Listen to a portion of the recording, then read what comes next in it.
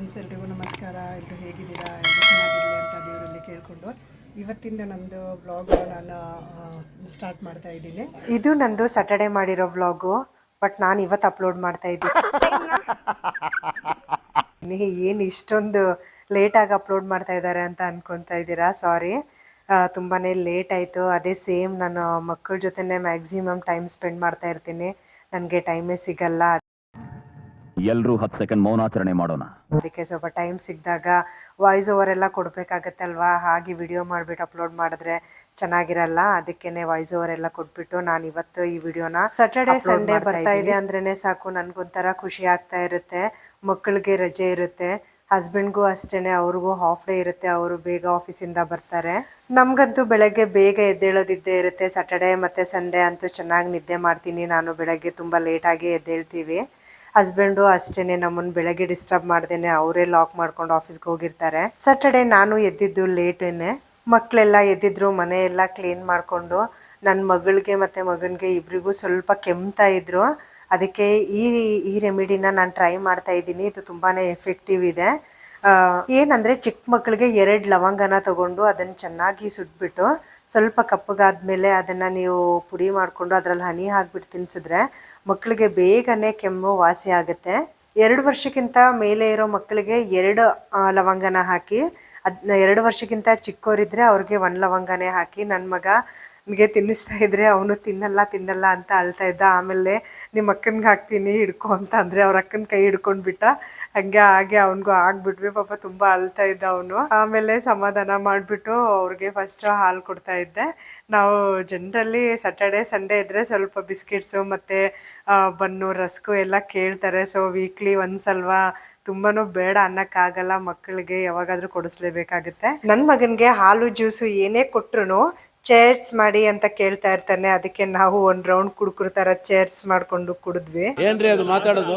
ಏನ್ ಮಾತಾಡ್ತಾರ್ರಿ? ಯಾವನ್ರಿ ಅವನು? ಅವ್ರ ಜೊತೆ ನಾನು ನುಗ್ಗೆ ಸೊಪ್ಪನ್ನ ಪುಡಿ ಮಾಡಿ ಇಟ್ಕೊಂಡಿದ್ದೆ. ಅದನ್ನ ನೀರಲ್ಲಿ ಬೇಯಿಸ್ಬಿಟ್ಟು ಆ ನೀರನ್ನ ನಾನು ಕುಡಿತಾ ಇದ್ದೀನಿ. ಇದು ಹೆಲ್ತ್ಗೆ ತುಂಬಾನೇ ಒಳ್ಳೇದಿದೆ. ನಾನು ವೆಯ್ಟ್ ಲಾಸ್ ಮಾಡ್ಕೊಳ್ಳೋಣ ಅಂತ ಸ್ಟಾರ್ಟ್ ಮಾಡಿದ್ದೀನಿ. ಎಲ್ಲ ಡ್ರಿಂಕ್ಸು ತುಂಬ ವೇಟ್ ಆಗಿದೆ ನಂದು. ಸೊ ಅದಕ್ಕೆ ಡೈಲಿ ಒಂದೊಂದು ಡ್ರಿಂಕ್ಸ್ನ ನಾನು ಪ್ರಿಪೇರ್ ಮಾಡ್ಕೋತಾ ಇದ್ದೀನಿ. ಸೊ ಎಲ್ಲನೂ ನಾನು ನಿಮ್ಮ ಜೊತೆ ಶೇರ್ ಮಾಡ್ಕೋತೀನಿ. ನಾನು ಕುಕಿಂಗ್ ವಿಡಿಯೋಸ್ ಏನಾದರೂ ಮಾಡಬೇಕಾದ್ರೆ ಸೈಡ್ ಆ್ಯಂಗಲ್ ಬೇಕಾದರೆ ಈ ಥರ ಬಾಕ್ಸ್ ಮೇಲೆ ಒಂದು ಕಟ್ಟಿಗೆ ಪೀಸ್ನ ಇಟ್ಬಿಟ್ಟು ಅದ್ರ ಮೇಲೆ ಒಂದು ಸ್ಟ್ಯಾಂಡ್ ಇಟ್ಬಿಟ್ಟು ಅಲ್ಲಿಂದ ಸೈಡಲ್ಲಿ ಇಟ್ಕೊಂಡು ಶೂಟ್ ಮಾಡ್ತೀನಿ. ಈ ಥರ ಬರುತ್ತೆ ಆವಾಗ. ನಾನು ಸಿಂಪಲ್ ಆಗಿ ಸೊಪ್ಪು ಸಾಂಬಾರು ಮಾಡ್ತಾ ಇದ್ದೀನಿ. ನಾನು ಸೊಪ್ಪು ಸಾಂಬಾರು ಮಾಡಬೇಕಾದ್ರೆ ತೊಗರಿ ಬೇಳೆ, ಹೆಸರು ಬೇಳೆ ಮತ್ತು ಮೈಸೂರು ಬೇಳೆನ ಯೂಸ್ ಮಾಡಿಬಿಟ್ಟು ಟೇಸ್ಟ್ ತುಂಬ ಚೆನ್ನಾಗಿ ಬರುತ್ತೆ.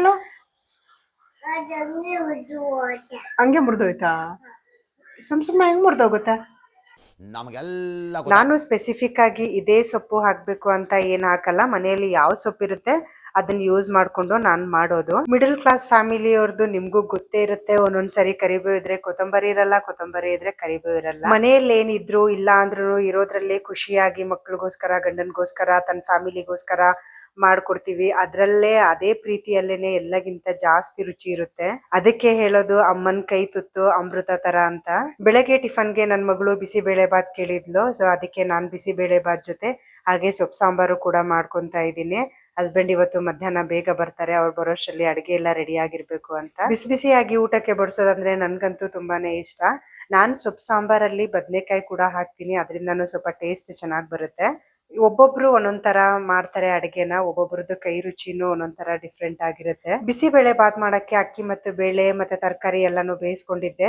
ಇವಾಗ ಒಗ್ಗರಣೆ ಹಾಕ್ತಾ ಇದ್ದೀನಿ. ಎಣ್ಣೆ ಸ್ವಲ್ಪ ಕಡಿಮೆ ಇತ್ತು ಅಂತ ಅದಕ್ಕೆ ಸ್ವಲ್ಪ ತುಪ್ಪ ಹಾಕೊಂಡು ಒಗ್ಗರಣೆ ಹಾಕ್ತಾ ಇದ್ದೀನಿ. ಕಾಯಿ ಹಾಕ್ಬಿಟ್ಟು ಮಸಾಲೆ ರುಬ್ಕೊಂಡು ಮಾಡೋ ಸಾಂಬಾರ್ಗಿಂತಾನು ನಮ್ಮ ಮನೆಯಲ್ಲಿ ಪ್ಲೇನ್ ಸಾಂಬಾರ್ ಅಂದ್ರೇನೆ ತುಂಬಾ ಇಷ್ಟ ಎಲ್ರಿಗೂ. ಸೊ ಅದಕ್ಕೆ ನಾನು ಜಾಸ್ತಿ ಪ್ಲೇನ್ ಸಾಂಬಾರ್ಗಳನ್ನೇ ಮಾಡ್ತಾ ಇರ್ತೀನಿ. ಅದಕ್ಕೇನೆ ನಾನು ಸಾಂಬಾರ್ಗೆ ತೆಂಗಿನಕಾಯಿನ ತುಂಬಾ ಕಡಿಮೆನೆ ಯೂಸ್ ಮಾಡ್ತೀನಿ. ಒಂದ್ ಕಡೆ ಅಡ್ಗೆ ಎಲ್ಲ ಆಗ್ತಾ ಇತ್ತು, ಅದಕ್ಕೆ ಒಂದ್ ಕಡೆ ಪಾತ್ರೆ ಎಲ್ಲ ಎತ್ತಿಟ್ಕೊಂತಾ ಇದ್ದೆ. ಇನ್ನೊಂದ್ ಸ್ವಲ್ಪ ಪಾತ್ರೆ ಇತ್ತು, ಪಾತ್ರೆ ಎಲ್ಲ ತೊಳ್ಕೊಳ್ಳೋಣ ಅಂತ. ಜೀವನ ಅಂದ್ರೆ ಹೇಗಿರುತ್ತೆ ಅಲ್ವಾ? ಎಲ್ಲೋ ಹುಟ್ಟಿರ್ತೀವಿ, ಎಲ್ಲೋ ಬರ್ತೀವಿ, ಎಲ್ಲೋ ಜೀವನ ಕಟ್ಕೋತೀವಿ. ಮುಂದೆ ಲೈಫ್ ಏನಂತ ಯಾರಿಗೂ ಗೊತ್ತಿರಲ್ಲ. ಆದ್ರೆ ಮುಂದೆ ಜೀವನಗೋಸ್ಕರ ಎಷ್ಟೆಲ್ಲಾ ಪ್ಲಾನಿಂಗ್ಸ್ ಮಾಡ್ತಾ ಇರ್ತೀವಿ. ಮನೇಲಿ ಇದ್ಕೊಂಡೇನೆ ಮಕ್ಕಳು ಮೇಂಟೈನ್ ಮಾಡೋದು ಎಷ್ಟು ಕಷ್ಟ. ಅದ್ರಲ್ಲಿ ಮನೆ ಕೆಲ್ಸದ ಜೊತೆ ಹೊರಗಡೆನೂ ಹೋಗಿ ಕೆಲಸ ಮಾಡೋ ಹೆಣ್ಮಕ್ಳಿಗೆ ಒಂದು ದೊಡ್ಡ ಅಪ್ರಿಶಿಯೇಷನ್ ಕೊಡ್ಬೇಕು. ನಾನ್ ಒಳಗಡೆ ಅಡಿಗೆ ಮಾಡ್ತಾ ಇದ್ರೆ ನನ್ ಮಕ್ಳು ಇಬ್ರು ಹೊರಗಡೆ ಮಧ್ಯಾಹ್ನ ಟೈಮಲ್ಲಿ ರಂಗೋಲಿ ತಂದ್ಬಿಟ್ಟು ಎಲ್ಲಾ ಆಟ ಆಡ್ತಾ ಇದ್ರು, ರಂಗೋಲಿ ಹಾಕ್ತೀನಿ ಅಂತ ಹೇಳ್ತಾ ಇದ್ರು. ಇಬ್ರು ತುಂಬಾ ತರಲೆ ಇದಾರೆ, ಒಂದ್ ನಿಮಿಷನೂ ಫ್ರೀ ಆಗಿರಲ್ಲ. ಅವರು ಏನಾದ್ರೂ ಕಿತಾಪತಿ ಮಾಡ್ತಾನೆ ಇರ್ತಾರೆ. ಇಲ್ಲಿ ಕಿತಾಪತಿ ಮಾಡಿರ್ತಾರೆ, ಅದನ್ನ ಕ್ಲೀನ್ ಆಗಿ ಎತ್ತಿಟ್ಬಿಟ್ಟು ಇಡೋಷ್ಟರಲ್ಲಿ ಇನ್ನೊಂದು ಕಿತಾಪತಿ ಮಾಡ್ತಿರ್ತಾರೆ. ಸ್ಯಾಟರ್ಡೆ ಸಂಡೇ ಹೇಗ್ ಮುಗಿಯುತ್ತೆ ಅವ್ರ ಜೊತೆ ಅಂತಾನೆ ಗೊತ್ತಾಗಲ್ಲ ನನ್ಗೆ. ಆಮೇಲೆ ಇಬ್ರು ಗನ್ ತಗೊಂಡು ಆಟ ಆಡ್ತಾ ಇದ್ರು, ಶೂಟ್ ಮಾಡ್ಕೊಂಡು ಒಬ್ರನ್ನ ಒಬ್ರು. ನನ್ ಮಗನ್ಗೆ ಇವಾಗಿಂದಾನೇ ಪೊಲೀಸ್ ಅಂದ್ರೆ ತುಂಬಾನೇ ಇಷ್ಟ. ನಾನ್ ಪೊಲೀಸ್ ಆಗ್ತೀನಿ ಅಂತ ಹೇಳ್ತಾ ಇರ್ತಾನೆ ಅವನು. ಆಮೇಲೆ ಗನ್ನಿಂದ ಶೂಟ್ ಮಾಡ್ಕೊಂಡಾದ್ಮೇಲೆ ಅವನು ಬಿದ್ದಿರೋ ತರ ನಾಟಕ ಮಾಡ್ತಾ ಇದ್ದ. ಆಮೇಲೆ ಇವಳು ಡಾಕ್ಟರ್ ಅಂತೆ, ಇವಳು ಅವನ್ನ ಕರ್ಕೊಂಡು ಹೋಗಿ ಎಲ್ಲಾ ಟ್ರೀಟ್ಮೆಂಟ್ ಎಲ್ಲ ಕೊಡೋದು ಎಲ್ಲ ಮಾಡ್ತಾ ಇದ್ರು. ಎಷ್ಟು ಚೆನ್ನಾಗಿ ಆಕ್ಟಿಂಗ್ ಮಾಡ್ತಾ ಇದಾರೆ ನೋಡಿ ನೀವು. ಅಲ್ಲಿ ಬೆಸ್ಟ್ ಆಕ್ಟಿಂಗ್ ಅವಾರ್ಡ್ ಕೊಟ್ರು ಸಾಕಾಗಲ್ಲ ಇವ್ರಿಗೆ. ಮನೆಯಲ್ಲಿ ಮಕ್ಳಿದ್ರೇನೆ ಒಂಥರ ಚಂದ ಅಲ್ವಾ. ನನ್ ಮಗಳಂತೂ ತುಂಬಾ ಮೆಚೂರ್ಡ್ ಇದ್ದಾಳೆ. ಅವಾಗ್ಲೇನೆ ಅವ್ರ ತಮ್ಮನ್ಗೆ ತುಂಬಾ ಚೆನ್ನಾಗಿ ನೋಡ್ಕೊಂತಾ ಇರ್ತಾಳೆ. ಹಾಗಂತ ಕಿತ್ತಾಡಲ್ಲ ಅಂತ ಏನಿಲ್ಲ, ಕಿತ್ತಾಡ್ತಾ ಇರ್ತಾರೆ. ಆದ್ರೆ ಮೋಸ್ಟ್ ಆಫ್ ದ ಟೈಮ್ ತುಂಬಾ ಕೇರ್ ಮಾಡ್ತಾಳೆ ಅವಳು. ಆಟ ಆಡ್ಸೋದಾಗ್ಲಿ, ಅವನು ತಿನ್ಸೋದಾಗ್ಲಿ, ಆಚೆ ಕರ್ಕೊಂಡು ಹೋಗೋದಾಗ್ಲಿ, ತುಂಬಾ ಕೇರಿಂಗ್ ಇದ್ದಾಳೆ ಅವಳು ಅವನ ಬಗ್ಗೆ. ಅವನು ಕೂಡ ಅಷ್ಟೇನೆ, ಅವಳನ್ನು ಬಿಟ್ಟು ಎಲ್ಲೂ ಹೋಗಲ್ಲ. ಮ್ಯಾಕ್ಸಿಮಮ್ ಅವಳ ಜೊತೆನೆ ಟೈಮ್ ಸ್ಪೆಂಡ್ ಮಾಡ್ಬೇಕಂತ ಇಷ್ಟ ಪಡ್ತಾನೆ. ಅವ್ರಿಬ್ರು ಆಟ ಆಡ್ಕೊಂಡಿರ್ತಾರೆ, ನಾವು ನೋಡ್ಕೊಂಡು ಖುಷಿ ಪಡ್ತೀವಿ. ನಾನ್ ಹೇಳೋದೊಂದೇ, ಲೈಫಲ್ಲಿ ಎಷ್ಟೇ ಕಷ್ಟ ಇದ್ರೂನು ಕಷ್ಟ ಸುಖ ಅನ್ನೋದು ನಾಣ್ಯದ ಎರಡು ಮುಖಗಳಿದ್ದಂತೆನೆ. ಖುಷಿಯಾಗಿರಿ. ನಮ್ಗೋಸ್ಕರ, ನಮ್ಮನ್ನ ನಂಬ್ಕೊಂಡಿರೋರ್ಗೋಸ್ಕರ ಆದ್ರೂ ನಾವು ಚೆನ್ನಾಗಿರ್ಬೇಕು. ಒಂದ್ ಮಾತ್ರ ನಿಜ, ಲೈಫ್ ಅಲ್ಲಿ ಕಷ್ಟ ಅಂತ ಅಂದ್ರೆ ಯಾರು ಹೆಲ್ಪ್ ಬರಲ್ಲ. ಚೆನ್ನಾಗಿದ್ರೆ ಮಾತ್ರ ಬರ್ತಾರೆ. ಸಕ್ಕರೆ ಇದ್ರೆ ಹೇಗೆ ಇರುಗಳು ಮೆತ್ಕೊಂತಾವೋ ಹಾಗೇನೆ ಜನ ಚೆನ್ನಾಗಿದ್ದೀವಿ ಅಂದ್ರ ಮಾತ್ರನೇ ನಮ್ಮ ಹತ್ರ ಬರ್ತಾರೆ. ಸ್ವಲ್ಪ ಕಷ್ಟ ಇದೆ ಅಂತ ಗೊತ್ತಾದ್ರೆ ನಮ್ಮಿಂದ ಹೇಗೆ ದೂರ ಹೋಗ್ತಾರೆ. ಅದಕ್ಕೆ ಹೇಳೋದು, ಲೈಫ್ ಅಲ್ಲಿ ಕಷ್ಟಕ್ಕೆ ಫಸ್ಟ್ ನಿಂತ್ಕೊಳ್ಳೋಳೆನೆ ಹೆಂಡತಿ. ಏನೇ ಕಷ್ಟ ಇದ್ರೂನು ಗಂಡನ್ಗೆ ಹೆಂಡತಿ, ಹೆಂಡತಿಗೆ ಗಂಡನೇ ಸಪೋರ್ಟಿವ್ ಆಗಿರ್ಬೇಕು. ಹೆಣ್ಣು ನಿಮ್ ಮನೇಲಿ ಆ ತರ ಇರ್ತಾಳೆ, ಅವಳಿಗೆ ನೀವು ರೆಸ್ಪೆಕ್ಟ್ ಕೊಡಿ. ಅವಳಿಗೆ ಬರೀ ಗಂಡ್ ಮಕ್ಳೇ ಅಷ್ಟೇ ಅಲ್ಲ, ಇವನ್ ನಮ್ ಕರ್ತವ್ಯನೂ ಕೂಡ ಇರುತ್ತೆ, ನಾವು ಅವ್ರನ್ನ ಚೆನ್ನಾಗಿ ನೋಡ್ಕೊಳ್ಬೇಕು ಅಂತ. ಇನ್ನೇನು ಟಿಫನ್ ರೆಡಿ ಆಯ್ತು. 3 ಜನ ಕುತ್ಕೊಂಡು ಟಿಫನ್ ತಿಂತಾ ಇದೀವಿ. ನನ್ಗೆ ಕೆಳಗಡೆ ಕುತ್ಕೊಂಡು ಆರಾಮಾಗಿ ಮಾತಾಡ್ಕೊಂಡು ಊಟ ಮಾಡೋದು ಇಷ್ಟ. ನಾನು ಯೂಶ್ವಲಿ ಊಟ ಮಾಡ್ಬೇಕಾದ್ರೆ ಟಿವಿ ಆನ್ ಮಾಡ್ಕೊಡಲ್ಲ. ಊಟ ಆದ್ಮೇಲೆ ಬೇಕಾದ್ರೆ ಟಿವಿ ಹಾಕೊಡ್ತೀನಿ ನೋಡ್ಕೊಳ್ಳಿ ಅಂತ. ಊಟ ಮಾಡ್ಬೇಕಾದ್ರೆ ವಿತೌಟ್ ಟಿವಿನೇ ನಾವು ಊಟ ಮಾಡೋದು. ಟಿವಿ ಮುಂದೆ ಕೂತ್ರೆ ಎಷ್ಟು ತಿಂತಾ ಇದೀವಿ, ಏನ್ ತಿಂತಾ ಇದೀವಿ ಅನ್ನೋದೇನೆ ಗೊತ್ತಾಗಲ್ಲ. ಇವನ್ ನಮ್ಗೆ ಗೊತ್ತಾಗಲ್ಲ, ದೊಡ್ಡೋರ್ಗೆನೆ ಟಿವಿಯಲ್ಲಿ ಮುಳುಗೋಗಿರ್ತೀವಿ. ಅವ್ರಂತೂ ತುಂಬಾನೇ ಮುಳುಗೋಗ್ತಾರೆ. ಅದಕ್ಕೆ ಊಟ ಎಲ್ಲ ಆದ್ಮೇಲೆ ಬೇಕಾದ್ರೆ ಟಿವಿ ಹಾಕೊಡ್ತೀನಿ. ಮ್ಯಾಕ್ಸಿಮಮ್ ನನ್ ಮಕ್ಳಿಗೆ ಟಿವಿ ನೋಡೋದು ಅಷ್ಟೇನ್ ಇಷ್ಟ ಆಗಲ್ಲ, ಕಮ್ಮಿನೇ ನೋಡೋದು. ಅವ್ರು ಯಾವಾಗ್ಲೂ ಆಟ ಆಡಕ್ಕೇನೆ ಜಾಸ್ತಿ ಇಷ್ಟ ಪಡ್ತಾರೆ ಹೊರಗಡೆ. ಊಟ ಎಲ್ಲ ಆದ್ಮೇಲೆ ಅವರೇ ತಟ್ಟೆ ಎಲ್ಲ ಇಡ್ತಾರೆ, ಅವರಿಂದಾನೇ ನಾನು ಮನೆ ಎಲ್ಲ ಕ್ಲೀನ್ ಮಾಡಿಸ್ತೀನಿ.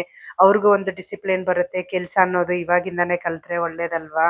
ನನ್ಗೂ ಲಾಸ್ಟ್ ಒಂದು 2 months ಇಂದ ತುಂಬಾನೇ ಹೇರ್ ಫಾಲ್ ಆಗ್ತಾ ಇದೆ. ಅದಕ್ಕೆ ನಾನು ಹಾಸ್ಪಿಟಲ್ಗೆ ಹೋಗಿ ಟ್ರೀಟ್ಮೆಂಟ್ ಕೂಡ ತಗೊಂಡಿದ್ದೀನಿ. ಇವಾಗ ಪರವಾಗಿಲ್ಲ, ಒಂದ್ ಸ್ವಲ್ಪ ಒಳ್ಳೆ ರಿಸಲ್ಟ್ ಬಂದಿದೆ. ಅದಕ್ಕೂ ಮನೇಲಿದ್ದೆ ಅಲ್ವಾ ಫ್ರೀ ಅಂತ ಸ್ವಲ್ಪ ಫ್ಲಾಕ್ ಸೀಡ್ಸ್ ಜೆಲ್ನ ಅಪ್ಲೈ ಮಾಡ್ಕೊಳ್ಳೋಣ ಅಂತ ನಾನು ಅದನ್ನ ರೆಡಿ ಮಾಡ್ಕೊಂತಾ ಇದ್ದೆ.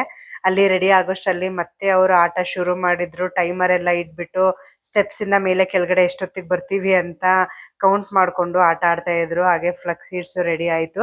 ಅದನ್ನೆಲ್ಲ ಎಕ್ಸ್ಟ್ರಾಕ್ಟ್ ಮಾಡ್ಕೊಂಡು ನಾನು ಸ್ವಲ್ಪ ತಲೆಗೆ ಎಲ್ಲ ಅಪ್ಲೈ ಮಾಡ್ಕೊಂಡು ಒಂದ್ 10 ನಿಮಿಷ ಎಲ್ಲ ಇಟ್ಕೊಂಡೆ. ಮನೆಯಲ್ಲೇ ಎಷ್ಟೋ ಮನೆ ಮದ್ದುಗಳಿರ್ತವೆ, ಅದನ್ನ ನಾವು ಬಳಸ್ಕೊಂಡು ನಮ್ಮ ಹೆಲ್ತ್ಗಾಗ್ಲಿ, ಹೇರ್ಗೆ, ಸ್ಕಿನ್ಗೆ ಪ್ರತಿಯೊಂದಕ್ಕೂ ನಾವು ಕ್ಯೂರ್ ಮಾಡ್ಕೋಬಹುದು ಏನೇ ಇದ್ರೂನು. ಆದ್ರೂ ನಾವು ಹೆಣ್ಮಕ್ಳು ನಮ್ಗೋಸ್ಕರ ನಾವು ಟೈಮೇ ತಗೊಳಲ್ಲ. ಯಾವಾಗೂನು ಮನೆ ಮಕ್ಳು ಗಂಡ ಅನ್ಕೊಂಡು ಅವ್ರಿಗೇನೆ ತುಂಬಾ ಪ್ರಿಫರೆನ್ಸ್ ಕೊಡ್ತೀವಿ. ನಮ್ಗೋಸ್ಕರನೂ ನಾವು ಸ್ವಲ್ಪ ಟೈಮ್ ತಗೋಬೇಕು, ಅವಾಗ್ಲೇ ನಮ್ಮ ಹೆಲ್ತ್ ಕೂಡ ಚೆನ್ನಾಗಿರುತ್ತೆ. ಫ್ಲಾಕ್ ಸೀಡ್ಸ್ ಬಳಸೋದ್ರಿಂದ ಹೇರ್ ತುಂಬಾ ಸಾಫ್ಟ್ ಆಗುತ್ತೆ. ಆಮೇಲೆ ಸೇಮ್ ಕೆಲಸ ಮತ್ತೆ ಟಿಫನ್ ಆದ್ಮೇಲೆ ಮತ್ತೆ ಪಾತ್ರೆ ತೊಳೆ, ಊಟ ಆದ್ಮೇಲೆ ಪಾತ್ರೆ ತೊಳೆ.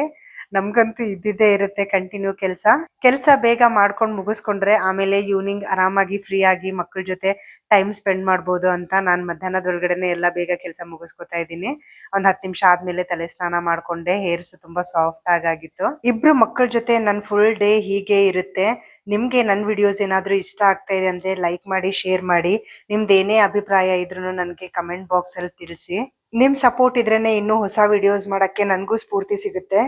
ನನ್ನ ಹಸ್ಬೆಂಡ್ ಮಧ್ಯಾಹ್ನದ ಊಟಕ್ಕೆ ಮುದ್ದೆ, ಸಾಂಬಾರು, ರೈಸ್ ಊಟ ಮಾಡಿದ್ರು.